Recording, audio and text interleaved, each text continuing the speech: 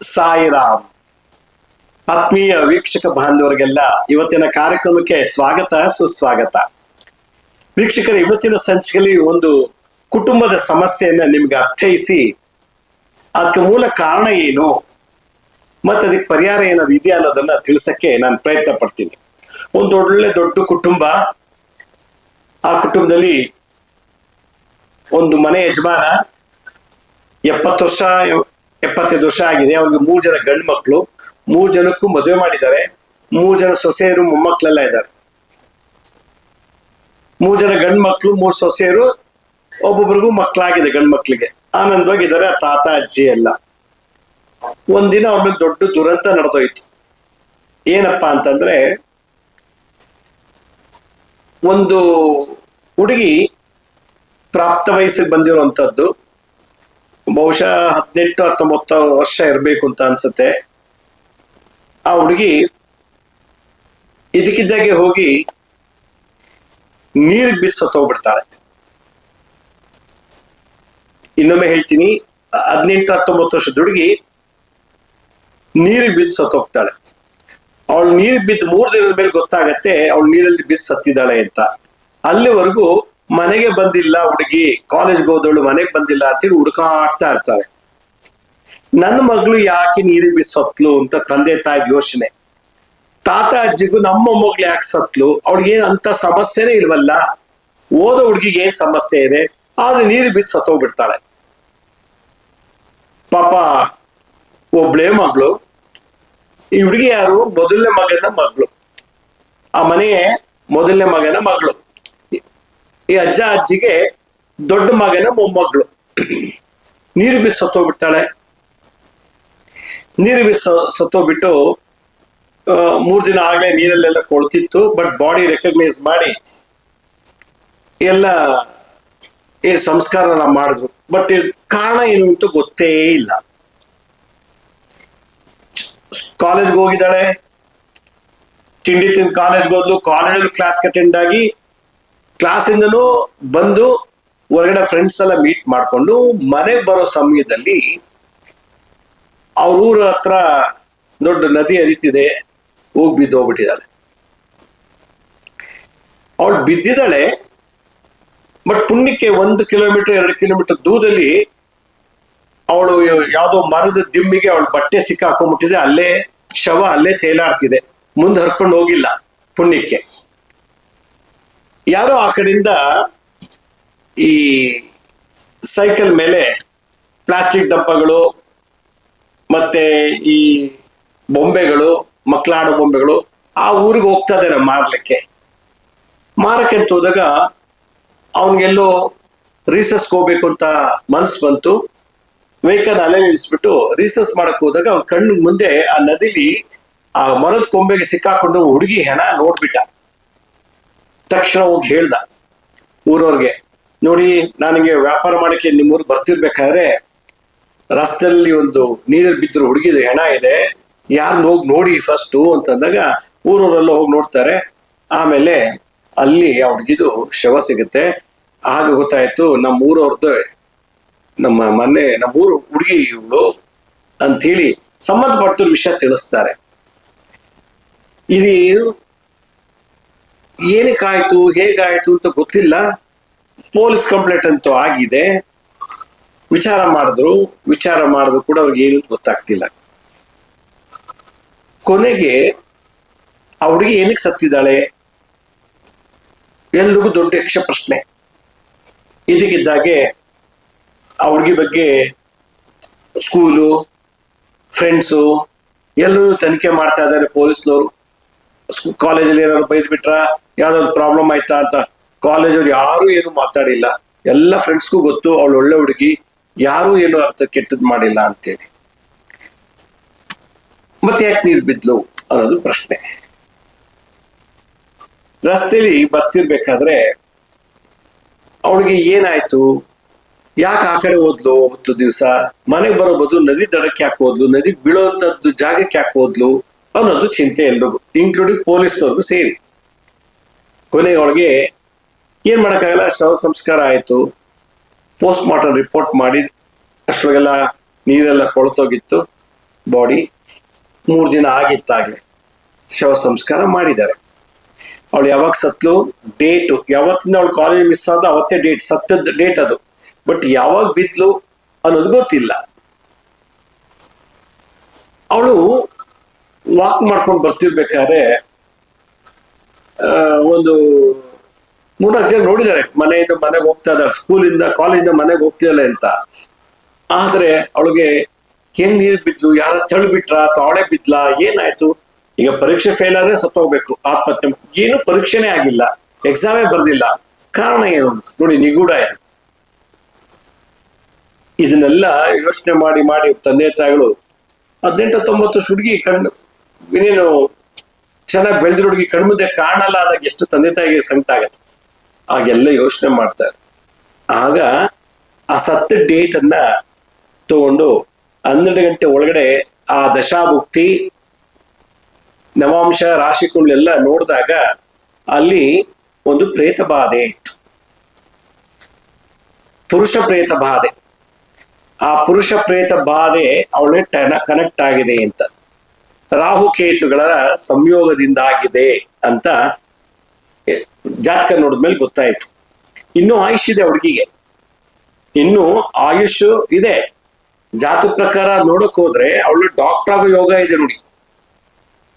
ಆದ್ರೆ ಅದಕ್ಕೆ ಮುಂಚೆನೆ ಸತ್ತೋಗ್ಬಿಟ್ಲು. ನಮ್ಮಲ್ಲಿ ಬೇಕಾದಷ್ಟು ಐಟಮ್ಸ್ ಇದೆ ಮನೇಲಿ, ಆದ್ರೆ ಯಾವುದೋ ಒಂದು ಉಪಯೋಗಿಸಕ್ಕೆ ಹೋದ್ರೆ ನಮ್ಗೆ ಡ್ಯಾಮೇಜ್ ಆಗ್ಬಿಡ್ತದೆ. ನಮ್ದು ಬೇಕಾದಷ್ಟು ಐಟಮ್ಸ್ ಇದೆ ತಿನ್ನಕ್ಕೆ, ಯಾವುದೋ ಒಂದು ಐಟಮ್ ತಿಂದಾಗ ನಮ್ಗೆ ಕಾಯಿಲೆ ಬಂದ್ಬಿಡುತ್ತೆ. ಹಾಗೆ ಬದುಕಕ್ಕೆ ಬೇಕಾದಷ್ಟು ಆಯುಷ್ ಇದೆ, ಓದೋಕೆ ಆಪರ್ಚುನಿಟಿ ಇದೆ, ಯಾವುದೋ ಒಂದು ಎನರ್ಜಿ ಬಂದು ಅವಳನ್ನ ಲೈಫೇ ಹಾಳು ಮಾಡ್ಬಿಡ್ತು. ಪ್ರೇತ ಬಾಧೆ ಅಂತ ಹೇಳಿ. ಇದು ಜಲಮೃತ್ಯು ದೋಷ. ಜಲಮೃತ್ಯು ದೋಷ. ಮೀನರಾಶಿ ಜಲರಾಶಿ, ಮೀನರಾಶಿ ಜಲರಾಶಿ, ಜಲದಲ್ಲಿ ರಾಹು. ನಾವು ಕುಂಡಲಿ ಮತ್ತೆ ನವಾಂಶ ನೋಡಿದಾಗ, ಆ ಇಯರಲ್ಲಿ ದಶಾಭುಕ್ತಿ ನೋಡಿದಾಗ, ಸುದರ್ಶನ ಚಕ್ರ ಹಾಕಿ ನೋಡಿದಾಗ ಪ್ರೇತ ಬಾಧೆಯಿಂದ ಸ್ವಯಂ ಆತ್ಮಹತ್ಯೆ. ಅಂದ್ರೆ ತಾನು ನೀರು ಬಿದ್ದು ಸಾಯ್ಬೇಕು ಅಂತಿಲ್ಲ. ಆ ಒಂದು ಪ್ರೇತ, ಯಾವುದು ಆ ಪ್ರೇತ? ಅತೃಪ್ತ ಆತ್ಮ. ಅತೃಪ್ತ ಆತ್ಮ ತನ್ನ ಜೊತೆಗೆ ಇನ್ನೊಂದು ಅತೃಪ್ತ ಆತ್ಮನ ಸೇರಿಸ್ಕೊಂಡ್ಬಿಡ್ತು. ಯಾವಾಗ ಇದಾಯ್ತು, ಹುಡುಗಿ ಸತ್ತ 18-20 ದಿವಸ ಆದ್ಮೇಲೆ ಮನೆ ಒಳಗೆ ಆತ್ಮ ಓಡಾಡ್ತಾ ಇರ್ತದೆ. ಹುಟ್ಟು ಬೆಳೆದಂತ ಮನೆಯಲ್ಲಿ ಇನ್ನೆಲ್ಲೂ ಹೋಗಕ್ಕಾಗಲ್ಲ. ದೇಹ ಸುಟ್ಟಾಕ್ಬಿಟ್ಟಿರ್ತಾರೆ, ಇಲ್ಲ ಊತ ಹಾಕಿರ್ತಾರೆ. ಆ ಸೋಲ್ ಆತ್ಮ, ಹೆಬ್ಬೆಟ್ ಗಾತ್ರದ ಆತ್ಮ ಅದರದೇ ಆದಂತ ರೂಪದಲ್ಲಿ ಮನೆ ಒಳಗೆ ಓಡಾಡ್ತಿರ್ತದೆ. ಯಾವ ಪ್ರೇತದ ಸೋಂಕಿಂದ, ಈಗ ಯಾವ್ದೊಂದು ಹಳೆ ಪ್ರೇತ ಅವಳನ್ನ ನೀರು ತಳ್ಳಿದೆ, ಆ ಪ್ರೇತ ಈ ಪ್ರೇತ ಕನೆಕ್ಟ್ ಆಗಿದೆ ನೋಡಿ. ಈ ಪ್ರೇತ ಆ ಪ್ರೇತ, ಮೊಮ್ಮಗಳು ಪ್ರೇತ, ಯಾವುದೋ ಹಳೇದೊಂದು ಪ್ರೇತ, ಅದು ಹೆಂಗ್ ಸತ್ತಿದೋ ಗೊತ್ತಿಲ್ಲ. ಪ್ರೇತ ಬಾಧೆಯಿಂದ ಆತ್ಮಹತ್ಯೆ ದೋಷ ನೋಡಿ, ಇದು ಒಂದು. ಇದಕ್ಕೆ ಯಾವ ಇಂಜೆಕ್ಷನ್ ಕೊಡ್ತೀರಿ, ಯಾವ ಟಾನಿಕ್ ಇದೆ, ಯಾವ ಸಿರಪ್ ಕುಡಿದ್ರೆ ಇವೆಲ್ಲ ದೋಷ ಹೋಗುತ್ತೆ, ಎಷ್ಟು ಬಾಟ್ಲು ಗ್ಲುಕೋಸ್ ಹಾಕೊಂಡ್ರೆ ನಮ್ಗೆ ಈ ದೋಷ ಮುಕ್ತರಾಗ್ತೀವಿ? ಇದಕ್ಕೆ ಪ್ರಶ್ನೆ ಇಲ್ಲ. ಪೊಲೀಸ್ ಡಿಪಾರ್ಟ್ಮೆಂಟ್ಗೆ ಇದು ಸವಾಲ್, ಹೆಂಗ್ ಸತ್ತಿವಳು ಅಂತ. ಕೊನೆಗೆ ಅವ್ರು ಗೊತ್ತಾಗ್ಲಿಲ್ಲ ಹೆಂಗ್ ಸತ್ತಿದ್ದಾಳೆ ಅಂತೇಳಿ. ಅಲ್ಲಿ CCTV ಇಲ್ಲ, ಎಂಥದಿಲ್ಲ ನೋಡ್ಲಿಕ್ಕೆ. ಇದನ್ನ ಈ ರೀತಿ ನಾವು ರಿವರ್ಸ್ ಡೈರೆಕ್ಷನ್ ಅಲ್ಲಿ, ಬಾಟಮ್ ಅಪ್ ಅಪ್ರೋಚ್ ಅಲ್ಲಿ ಜಾತಕ ವಿಶ್ಲೇಷಣೆ ಮಾಡಿದಾಗ ಪ್ರೇತ ಸೋಂಕು. ಅದರಿಂದ ಯಾರಾದ್ರೂ ನಿಮ್ಮ ಕುಟುಂಬದಲ್ಲಿ ನೀರಿಗೆ ಬಿದ್ದು ಸತ್ತಿದ್ರೆ ಆ ಆತ್ಮ ನೀರಿಗೆ ಕರ್ಕೊಂಡೋಗಿ ಇನ್ನೊಬ್ಬರನ್ನ ಸಾಯಿಸತ್ತೆ ಅನ್ನೋದು ಇದು ಅರಿವು. ಅದರಿಂದ ಜಲಮೃತ್ಯು ದೋಷ ಕೆಲವ್ರಿಗೆ ಇರ್ತದೆ. ಜಲರಾಶಿ ಮೀನರಾಶಿಲಿ ಇತ್ತದು, ಹುಡುಗಿ ಹುಟ್ಟಿದ್ದೆ ಮೀನರಾಶಿ. ಸೊ ಈ ತರ ಕಂಟಕಗಳನ್ನ ನಾವು ಜೀವನದಲ್ಲಿ ಒಂದು ಎಡಕ್ ಬಿದ್ದು ಸಾವು ಬರ್ಬೋದು, ಆಕ್ಸಿಡೆಂಟ್ ಆಗಿ ಸಾವು ಬರ್ಬೋದು, ಬೆಂಕಿ ಹಾಕೊಂಡು, ನೀರಿಗೆ ಬಿದ್ದು, ನೇಣ ಹಾಕೊಂಡು, ಇನ್ನೊಬ್ರು ಬಚ್ಚು ಲಾಂಗಲ್ಲಿ ನೋಡು ಸಾಯಿಸೋದು, ಇದೆಲ್ಲ ಕ್ಷುದ್ರ ಗ್ರಹ, ದುಷ್ಟಗ್ರಹಗಳ ಬಾಧೆಯಿಂದ ಬರುವಂಥದ್ದು. ಇನ್ನು ಮದುವೆ ಆಗಿಲ್ಲ ಹುಡುಗಿ, ಅವಳ ಗಂಡನ ಸುಖ, ಮಕ್ಳು ಸುಖ ಇಲ್ಲ, ಕಾಟ ಇಲ್ಲ ಅಂತದಿಲ್ಲ, ಅವಳು ಆರಾಮಾಗಿ ಆಟ ಆಡ್ಕೊಂಡು ಅಚ್ಚುಕಟ್ಟಾಗಿ ಓದ್ಕೊಂಡು ಬೆಳ್ತಾ ಇದ್ದಂತ ಹುಡುಗಿಗೆ ಒಂದು ಪ್ರೇತದ ಸೋಂಕಿನಿಂದ ಆ ಹುಡುಗಿ ಆತ್ಮಹತ್ಯೆ ಮಾಡ್ಕೊಳ್ತು. ಈ ತರ ಕೆಲವು ಮನೆಗಳಲ್ಲಿ ನೀರಿಗೆ ಬಿದ್ದು ಸಾಯೋದು ಯೋಗ ಇರ್ತದೆ. ಆ ತರ ದೋಷಗಳೇನಾಯ್ತು ಅಂದ್ರೆ ಪ್ರೇತ ಬಾಧೆಯಿಂದ ಕಾರಣ ಇಲ್ಲದೆ ಸತ್ತೋಗ್ತಾರೆ. ಕೆಲವರು ಕಾರಣದಿಂದ ಸತ್ತೋಗ್ಬಿಡ್ತಾರೆ, ಫೇಲ್ ಆದಂತೆ ನೀರಿಗೆ ಬಿದ್ದು ಬಿಡ್ತಾರೆ, ಅವಮಾನ ಆಯ್ತು ಅಂತ ನೀರಿಗೆ ಬಿದ್ದು ಸತ್ತೋಗ್ತಾರೆ. ಇಲ್ಲ ಅವ್ರಿಗೆ ಏನ್ ಬೇಕಾಗಿತ್ತೋ ಸಿಕ್ಕಿಲ್ಲ ಅಂದಾಗ ಆ ಡಿಪ್ರೆಷನ್ಗೂ ನೀರು ಬಿಸಿ ಸತ್ತೋಗ್ತಾರೆ. ಇದಕ್ಕೆಲ್ಲ ಕಾರಣ ಚಂದ್ರ, ರಾಹು, ಕೇತು, ಶನಿ, ಮಂಗಳ. ಆದ್ರೆ ನಮ್ಮ ಜಾತಕದಲ್ಲಿ ಮಂಗಳ, ಶನಿ, ರಾಹು, ಕೇತು, ಚಂದ್ರ ಇವಿಷ್ಟು ಸಂಯೋಗದಿಂದ ಆ ಒಂದು ಸಿಚುಯೇಷನ್ ನ ಕ್ರಿಯೇಟ್ ಮಾಡಿ ಅದನ್ನ ತಗೊಂಡ್ಬಿಡುತ್ತೆ, ಆಹುತಿ ತಗೊಂಡ್ಬಿಡುತ್ತೆ. ಅದರಿಂದ ನಾವು ರಸ್ತೆಲಿ ಹೋಗುವಾಗ, ಪ್ರಯಾಣ ಮಾಡುವಾಗ ಬೇಕಾದಷ್ಟು ಕಡೆ ಪ್ರೇತಗಳು ಇರ್ತವೆ. ಭೂತ ಪ್ರೇತಗಳು ರಸ್ತೆಲಿ ಆಕ್ಸಿಡೆಂಟ್ ಆಗಿರ್ತಾರೆ, ಅವ್ರಿಗೆ ಆ ಸ್ಪಾಟ್ ಡೆತ್ ಆಗಿರ್ತಾರೆ, ಅವೆಲ್ಲ ಅಲ್ಲೇ ಇರ್ತದೆ, ಸದ್ಗತಿ ಸಿಕ್ಕಿರೋದಿಲ್ಲ. ಈ ತರ ದೋಷದಿಂದ ನೋಡಿ ಆ ಹುಡುಗಿಗೆ ಸಾವು ಬರ್ಲಿಕ್ಕೆ ಸಾಧ್ಯನೇ ಇಲ್ಲ. ಹೆಂಗ್ ಸತ್ಲು ಅಂತ ಕಾರಣ ಗೊತ್ತಿಲ್ಲ. ಯಾರಾದ್ರೂ ಜಲಮೃತ್ಯು ದೋಷ ಇತ್ತು ಅಂತಂದ್ರೆ ಅಂಥವ್ರಿಗೆ ನಾವು ಪ್ರೇತ ನಾರಾಯಣ ಬಲಿ, ಸಪಿಂಡೀಕರಣ ಎಲ್ಲ ಮಾಡಿಸ್ತೀವಿ. ನಾರಾಯಣ ಬಲಿ ಎಲ್ಲ ಕೊಡ್ತಾರೆ. ಮಾಡಿಲ್ಲ ಪಾಪ ಹಳ್ಳಿಯವ್ರಿಗೆ ಗೊತ್ತಿಲ್ಲ. ಅದೇನಾಗುತ್ತೆ, ಮನೆ ಒಳಗಡೆ ಆ ಪ್ರೇತ, 2 ಪ್ರೇತಗಳು ಸೇರ್ಕೊಂಡು ಮನೇಲಿ ತೊಂದರೆ ಕೊಡ್ತಿದ್ದೆ. ಅದರಿಂದ ಅಪಮೃತ್ಯು ದೋಷ ಇಂದ ಬಹಳಷ್ಟು ಮನೆಗಳಲ್ಲಿ ಗೊತ್ತೇ ಆಗೋದಿಲ್ಲ. ಮಾಟಮಂತ ತಂತ್ರ ಅಂತೀವಿ. ಮಾಟಮಂತ ಆದ್ರೆ ತೆಗೆದು ಬಿಡ್ಬೋದು. ಈ ಭೂತ, ಪ್ರೇತ, ಪಿಶಾಚಿ, ರಾಕ್ಷಸ, ಬ್ರಹ್ಮ ರಾಕ್ಷಸ ಇವನ್ನೆಲ್ಲ ಇರ್ತದಲ್ಲ, ತೆಗೆಯೋದ್ ಕಷ್ಟ. ಯಾಕಂದ್ರೆ ಅವ್ರು ಮನುಷ್ಯರಾಗಿ ಇದ್ದವ್ರಲ್ವಾ, ಮನುಷ್ಯರಾಗಿ ಸತ್ತೋರು. ಆ ಲೆವೆಲ್ಗೆ ನಾವು ಶಾಂತಿ ಮಾಡ್ಬೇಕು ಅಂದ್ರೆ ಏನ್ ಮಾಡ್ಬೇಕು? ನಮ್ಮ ಜಾತಕದಲ್ಲಿ ನಮ್ಮ ಮನೆಗೂ ನಮ್ಮ ಕುಟುಂಬದವ್ರಿಗೂ ಚಂದ್ರ ಅಂದ್ರೆ ಮನಸ್ಕಾರಕ, ರಾಹು, ಕೇತು ತಪ್ಪಿ ಪ್ರೇತ ಬಾಧೆಗಳು, ಮಂಗಳ, ಶನಿ ಇದಿಷ್ಟಕ್ಕೂ ನಾವು ಅವಾಗ ಶಾಂತಿ ಮಾಡ್ಕೊಳ್ಬೇಕು. ಇಲ್ಲಂದ್ರೆ ಸರಣಿ ಸಾವಾಗ್ಬಿಡ್ತದೆ. ಅದಾತ್ಮ ಯಾವ್ದೋ ಒಂದು ಆತ್ಮ ನೀರಿಗೆ ಬಿದ್ದು ಸಾಯಿಸ್ಕೊಂಡ್ಬಿಡ್ತು. ಇವರಿಬ್ರು ಸೇರಿ ಇನ್ನು ಮನೇಲಿರೋ ಮಕ್ಕಳು ತಗೊಂಡು ನೀರಿಗೆ ಬಿದ್ದು ಅಥವಾ ಬಾಯಿಗೆ ತಳ್ಳಿಬಿಟ್ರೆ ಏನ್ ಮಾಡೋದು? ಈ ತರ ದೋಷಕ್ಕೆ ವಿಜ್ಞಾನದಲ್ಲಿ ಏನು ಪರಿಹಾರ ಇಲ್ಲ. ಆದ್ರೆ ಈ ತರ ಜಲಮೃತ್ಯು ದೋಷ ನಮ್ಮ ಮನೇಲಿ ಯಾರಿಗೂ ಬರಬಾರ್ದು, ಅಥವಾ ಜಲಮೃತ್ಯು ದೋಷ ಇರೋ ಪ್ರೇತಗಳು ನಮ್ಗೆ ಸೋಂಕು ತಟ್ಟಬಾರ್ದು. ನಮ್ಮ ಮಕ್ಕಳು, ಮೊಮ್ಮಕ್ಕಳಿಗೆ, ಆಡೋ ಮಕ್ಕಳನ್ನ ಹಿಡಿದು ವಯಸ್ಸಾದವ್ರಿಗೂ ಈ ದೋಷ ತಟ್ಟಬಾರ್ದು ಅಂದ್ರೆ ಏನ್ ಮಾಡ್ಬೇಕು? ಪರಿಹಾರ ಗೊತ್ತಾ? ಮಾರ್ಚ್ 18ನೇ ತಾರೀಕು ಬುಧವಾರ ಯುಗಾದಿ ಅಮಾವಾಸ್ಯೆ. ಹಳೆ ವರ್ಷ ಮುಗಿತಾ ಬಂತು. ವಿಶ್ವಾವಸು ಸಂವತ್ಸರ ಎಂಡಿಂಗ್ ಡೇ, ಕೊನೆ ದಿನ. ಪರಾಭವ ಸಂವತ್ಸರ ಪ್ರಾರಂಭವಾಗುವಂತ ದಿವಸ.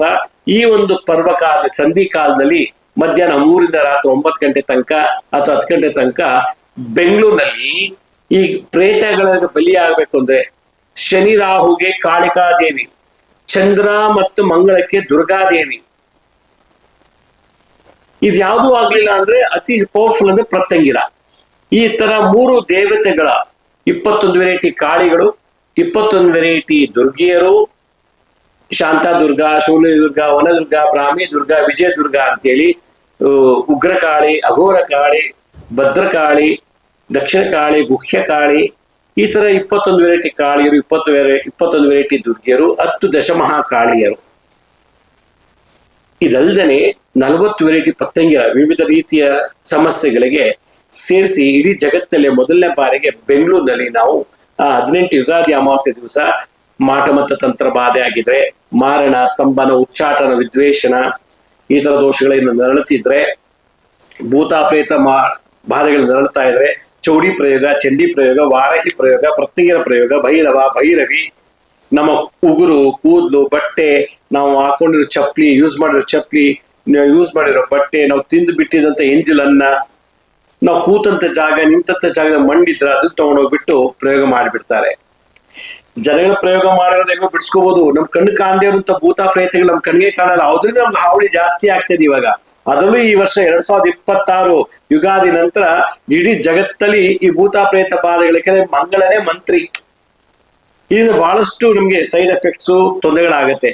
ಇದರಿಂದ ಮುಕ್ತರಾಗ್ಬೇಕು ಅಂತಂದ್ರೆ ಮಾರ್ಚ್ 18ನೇ ತಾರೀಕು ಯುಗಾದಿ ಅಮಾವಾಸ್ಯೆ ದಿವಸ ಈ ಕಾಳಿ, ದುರ್ಗಿ, ಪ್ರತ್ಯಂಗಿರ, ದಶಮಹಾಕಾಳಿಯ ಯಾಗವನ್ನ ನಾವು ಬೆಂಗಳೂರಿನಲ್ಲಿ ಮಾಡ್ತಾ ಇದೀವಿ. ಬಹಳ ವಿಶೇಷವಾಗಿ ಇಡೀ ಜಗತ್ತಲ್ಲೇ ಒಂದು ವಿಶೇಷವಾದಂತಹ ಕಾರ್ಯಕ್ರಮ ಮಾಡ್ತಾ ಇದೀವಿ.